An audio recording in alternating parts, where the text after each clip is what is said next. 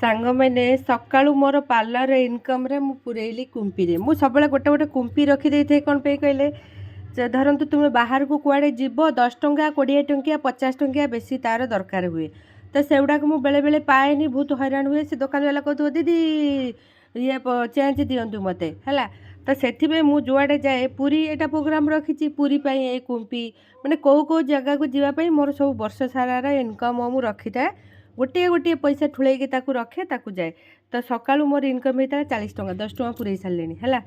तो पार्लर पैसा होता मुझे पार्लर पैसा को ये कुंपी भितर सांग मैंने पूरे दूसरी है किछि किछि पैसा जदि आम संचित करके रखा ताहले स्वामी की बर्डन पड़ोनी आउ दरकार बेले ता भल कम आसे मुझे सब सेया करे